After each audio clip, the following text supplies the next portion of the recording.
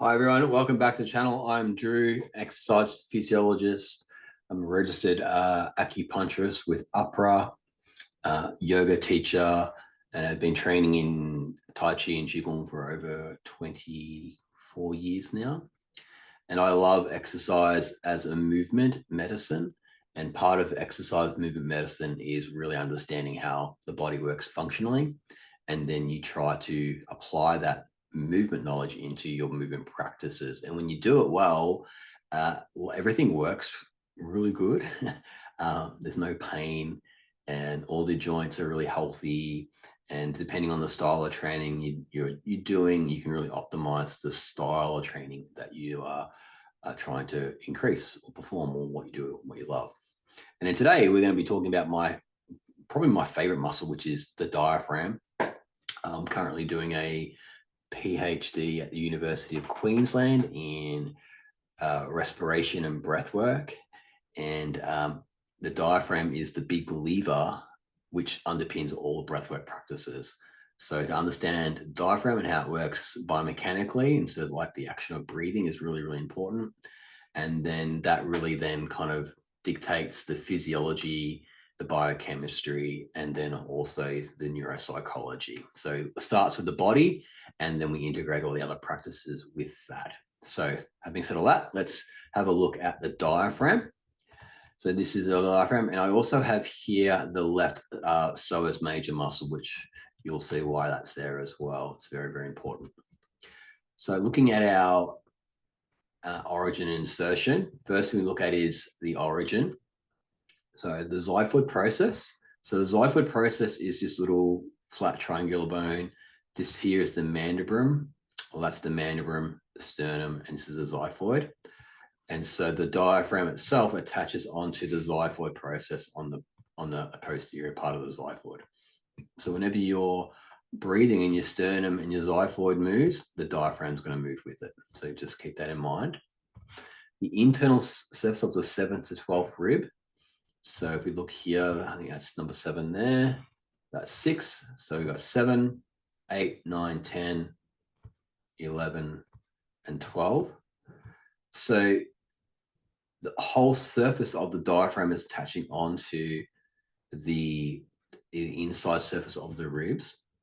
Now, it's not attaching onto these high ones here because when the diaphragm contracts, it needs to dome down, so it needs some space to dome down. So it's not going to connect to these like 5 and 6 rib cage ribs, more just the lower ones. So when you breathe in, these ribs here are going to fan outward, extend outward, and then that creates space for the air to be drawn into the lungs. So when you inhale, the diaphragm will go inferiorly, it'll go downward.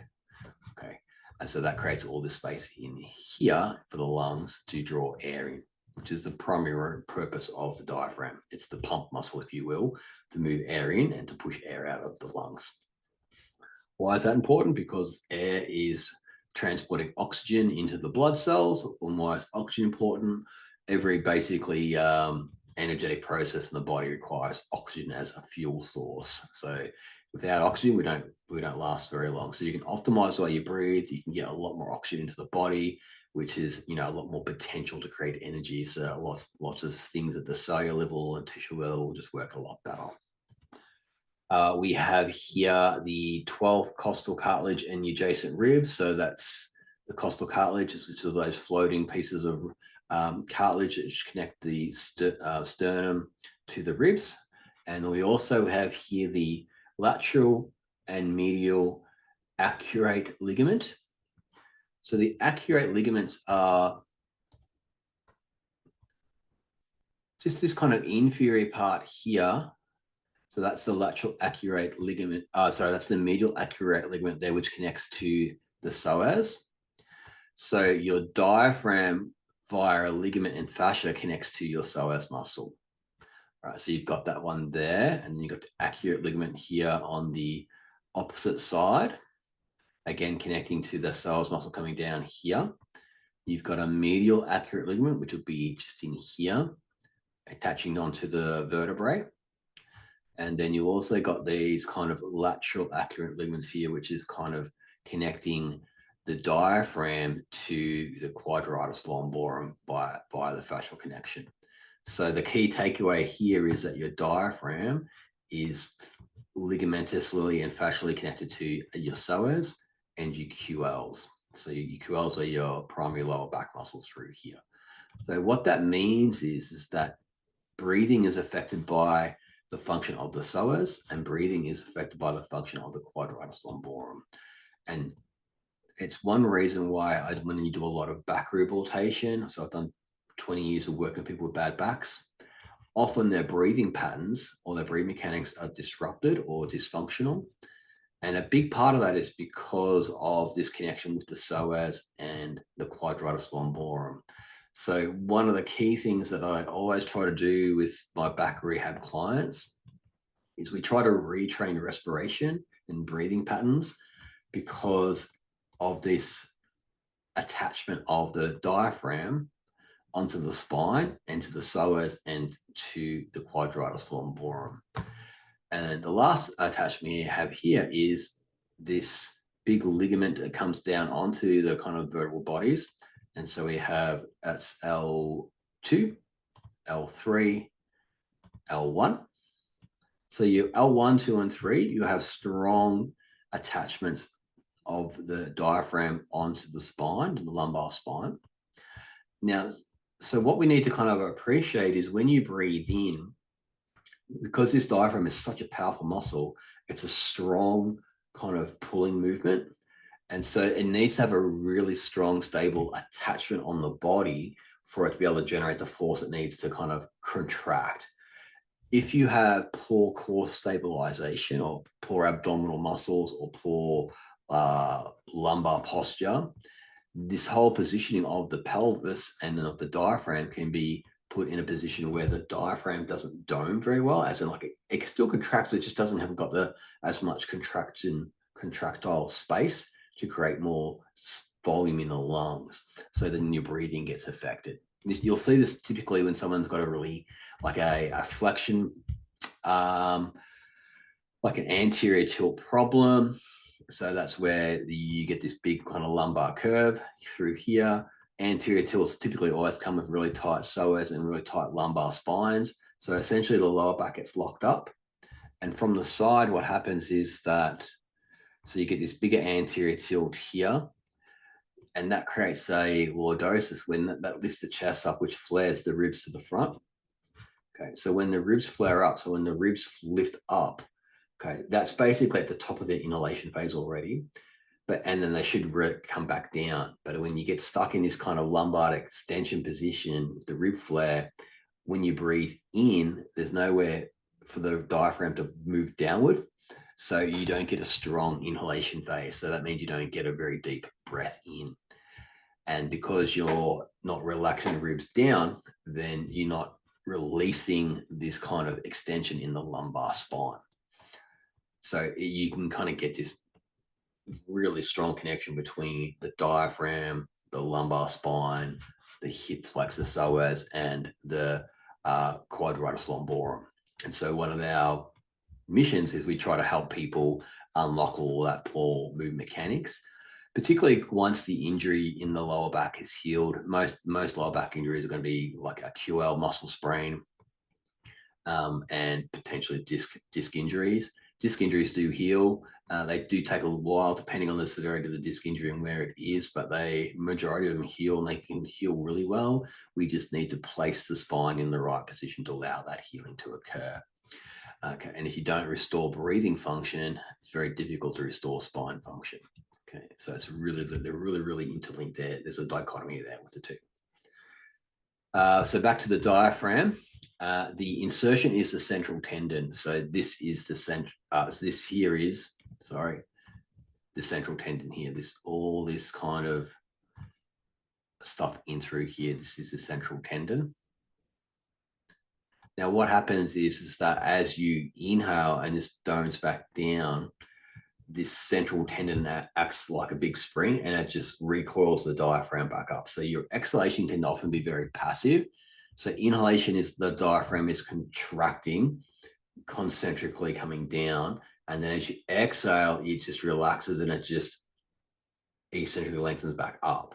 So you can change your exhalation from being passive, so you just relax and that tendon just springs the diaphragm back up, or you can facilitate the exhalation by depressing the ribs and activating your abdominal wall, so the rectus abdominis and the internal external obliques, and to some degree the transverse abdominis, to pull the rib cage down, and that helps push the diaphragm back up, so you can have forced exhalation. So when we're doing breathwork techniques or breathing exercises, some breathing exercises are passive, where you're inhaling, and then the exhalation is just a relaxation phase, and everything just kind of resets back to its natural position.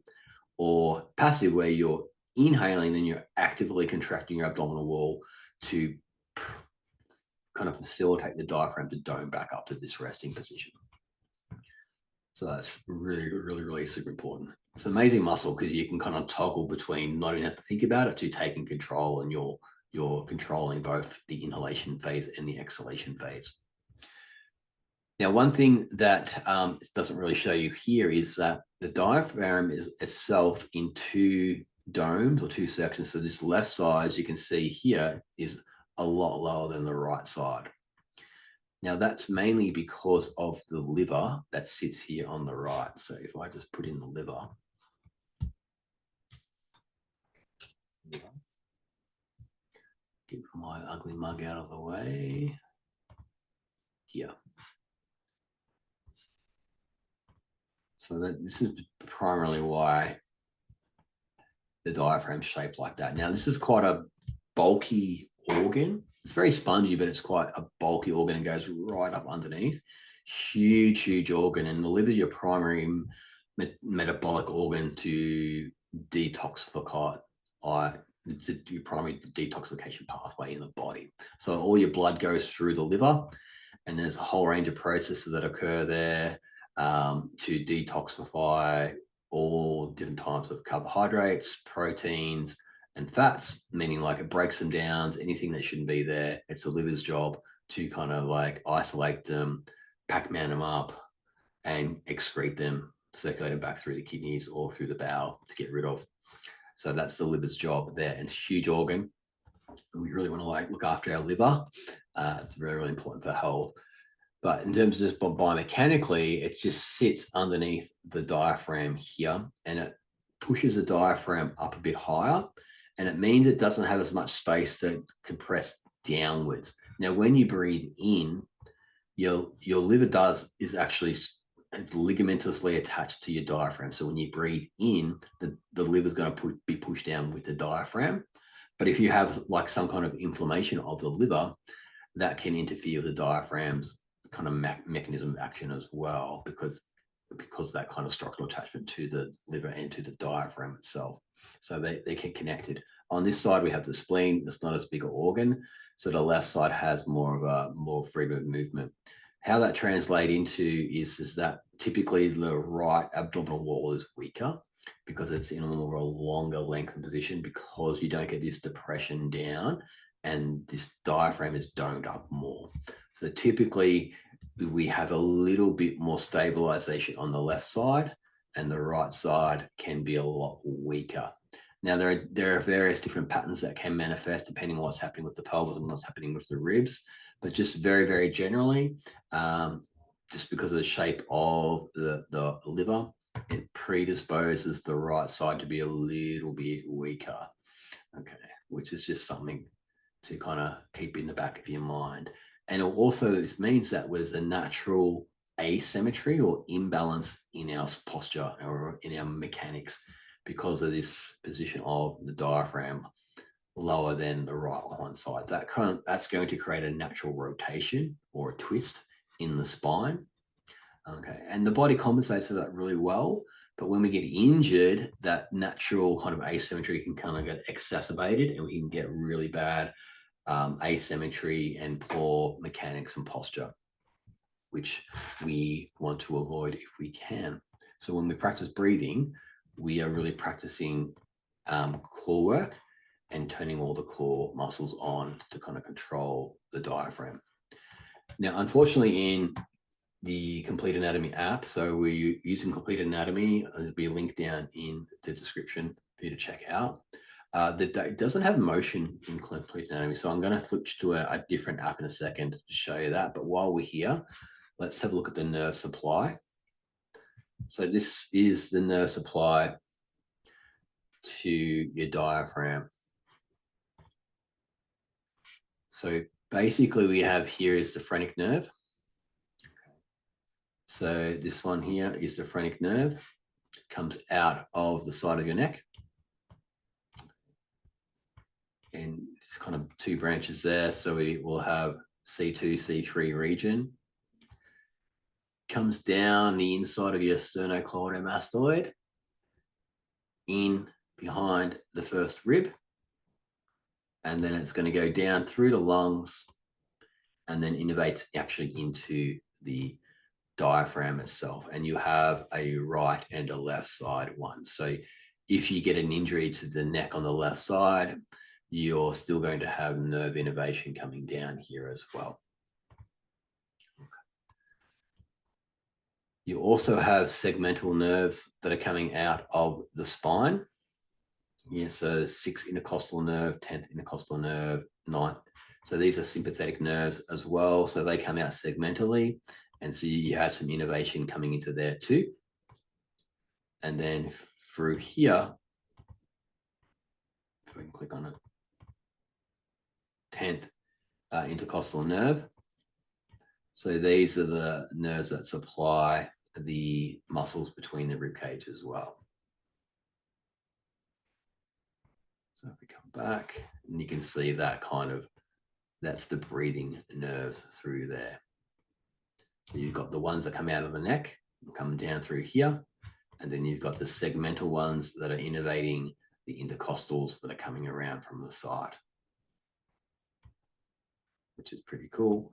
And then you've also get some intercostal and sympathetic activation of these nerves into the diaphragm too. So you've got redundancy, you've got kind of multiple levels of nerve supply, which is pretty cool. What else can we show you here? Let me just put in, get rid of the nerves. The rectus abdominis.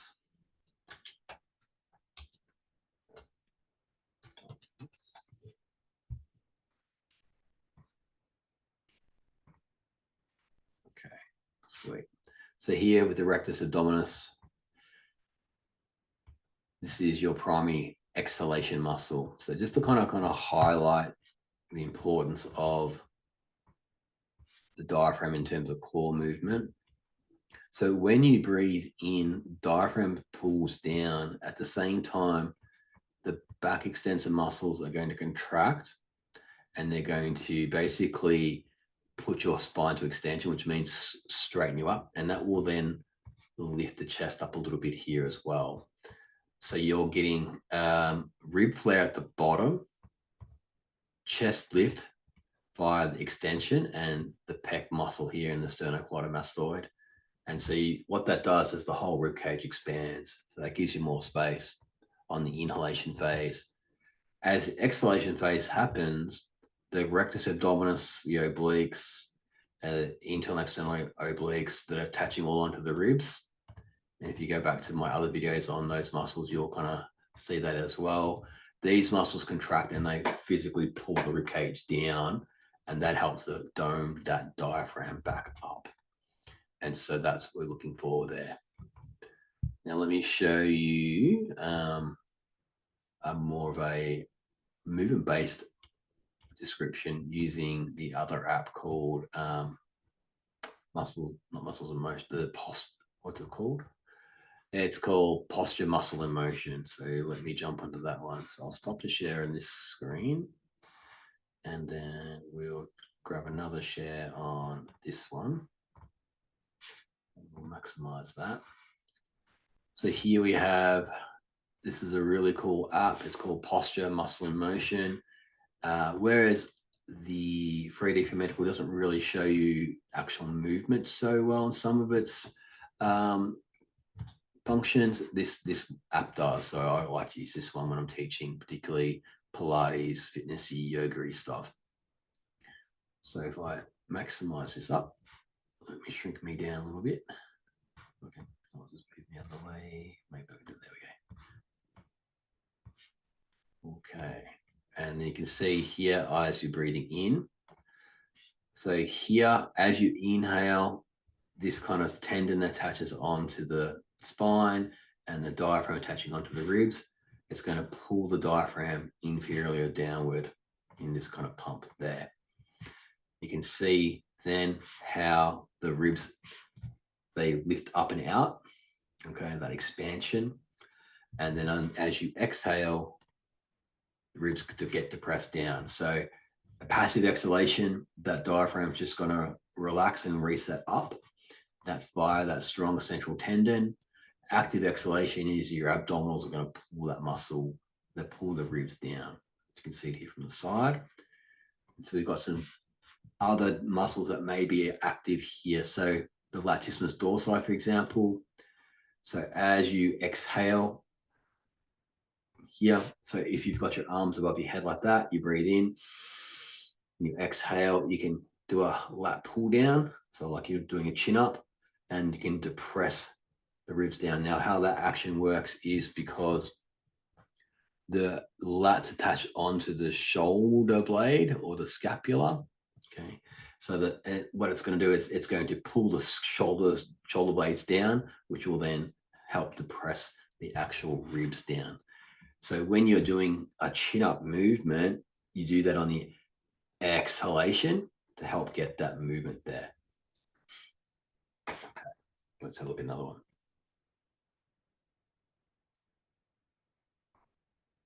Serratus posterior, so it's a small muscle group. It's on the back of the body, and it's helping to lift the ribs up as you breathe in to create more space.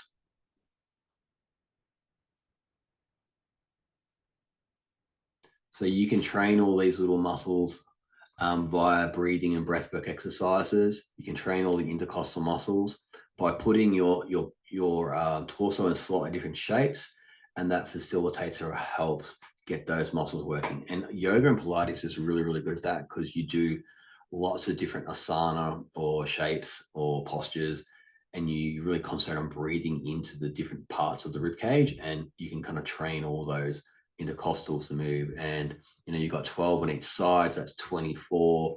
And then each one has got 1% improvement in breathing. If you do 24, that's 24% in space that you can get, which is quite a huge amount. And here you got the back extensors or the erector spinae. So as you are breathing in, they're pulling downward. So that creates your back bend type shape. Okay, and that then, if you watch the sternum here, the sternum lifts up as they pull down. So as they pull down, the sternum here lifts up. And at the same time, the diaphragm's pulling down. So you've got all these kind of muscles pulling in different directions. Okay.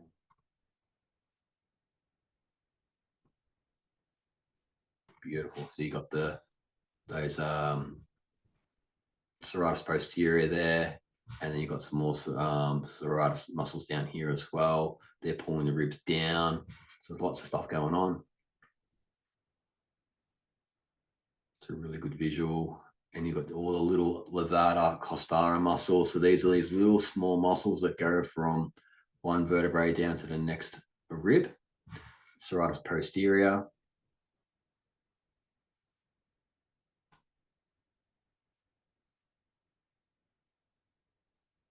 Working more on the exhalation to pull the rib down on the exhalation phase.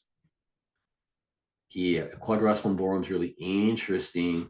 So the QLC, notice how this 12th rib is not really moving too much. What it's primarily there to do is stabilize the 12th rib. And so when the diaphragm's contracting, it's got a strong base of support. So there's a bit of movement happening there, but it's really, really important. If this moves too much, then you lose that kind of tree trunk ridge, and then the diaphragm hasn't got anything to kind of pull against. Here we have a really good example of the ribs moving when you're breathing in and out. And so they're going to be spinning on the joints, both on the front, on the sternum, and where they join onto the ribs, onto the vertebrae. And you can see this movement here. So a big part of what we do in breathwork training and a lot of back work is we want to get the ribs mobilized, the thoracic ribs mobilized particularly, because each rib itself doesn't move a lot, but when you add them all up, the 12 thoracic vertebrae, 12 ribs, 12 thoracic vertebrae, if you can free up your upper back, then you can free up the ribs and you can get a lot more space. And then it's not shown so much here, but then the shoulder blade is going to be moving up and down as you're breathing in and out here as well. So that position, see how the shoulder blade here is more kind of vertical on the inhale, and that changes the angle here of the glenoid fossa. And then here on the exhale, if I come back to the exhale, that angle there has changed a fair bit there. And the angle of the glenoid fossa has changed. So that changes your arm position. I was just having a chat to a good friend of mine, Anthony, and we're talking about kind of some shoulder mechanics. And this is a big part of shoulder mechanics is when you breathe in, because of the lifting movement here of the ribs on the inhale, when you press up overhead, that should be done on the inhalation phase. So you get that lifting of the glenoid here. And then as you exhale, then you stabilize and lock it in position type situation. Okay, so I just wanted to show you that from Muscle in Motion. That's the posture app there. And really, really good app. I'll just show you this one here. So it's a pretty simple kind of description of when you're breathing in, the diaphragm domes down. When you breathe out, the diaphragm domes back up. Okay. So take home message here, guys, is that when you are training respiration, it's all about the diaphragm. It's huge, huge muscle. If you can get your diaphragm to dome really well, you can get a lot more air in, a lot more air out. So that means that you'll get a lot more oxygen to the tissues so that you can create more energy, so you can do more work. So which means you can train harder, perform better, think better, depending on what kind of level of work you're doing. Biomechanically, if you're training respiration correctly, then the lumbar spine, the thoracic spine, and the cervical spine will all start working together. And because of the interrelation of the diaphragm with the abdominal muscles, when you train respiration with movement, they all start to integrate correctly. And so then you get rid of a lot of niggling injuries, particularly in the spine. And then when you can move really well and you know how to breathe and then you know how to stabilize properly, then you can layer that into your fitness and training performance kind of techniques as well. So it all layers in, it all stacks together. So that's a fairly quick overview of the diaphragm.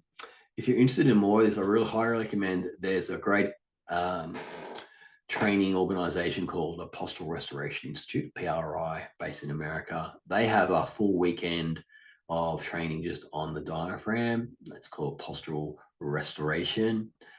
So a lot of the knowledge and information I'm sharing with you guys comes from those guys. I highly recommend you do the training. It's very advanced, does require a fair bit of anatomy knowledge. So hopefully this is like a little bit of an entree of a precursor for you. I really recommend, if you want to learn how to breathe well, doing a really good yoga training is fantastic. Doing a really good Pilates training is amazing. Or if you can come across a good strength and conditioning coach who understands breathing mechanics, a lot of kettlebell workouts. Kettlebells are done with a lot of breathing coordination. And like a kettlebell swing is just a great way of activating your core when you do it correctly. Or your kettlebell kind of like cleans, rack presses, overhead presses, all that kind of stuff. Amazing for your respiratory training as well. So I kind of view kettlebell training as advanced breathwork practices, particularly the really strong activation ones. And if you've been struggling with lower back pain for a long, long time and nothing's really working for you, if you haven't explored it, I would seriously think about retraining your breathing mechanics, paying a lot of attention to how you're breathing. And that can often be the key that unlocks the lower back and hips for a lot of folks, because you're not breathing correctly, you're locking up your lumbar spine, which means your pelvis won't move correctly as well. And so that basically can manifest into lower back pain, sacroiliac pain, pubic pain, acetomal femoral impingement, and even going down the neck chain into your knees, into your ankles, because the diaphragm is really the central movement. Okay, every movement's integrated with a breath. So when you understand how to breathe, you understand how to move, and just things work so much better, and it's more fun and enjoyable. So thank you very much, guys. If you like the video, please give it a like, a share, a thumbs up, leave a comment. I really appreciate all your comments. I read everyone. If you have any questions, please drop in the comments, and we'll see you for the next video where we'll talk about the intercostals. We'll see you then.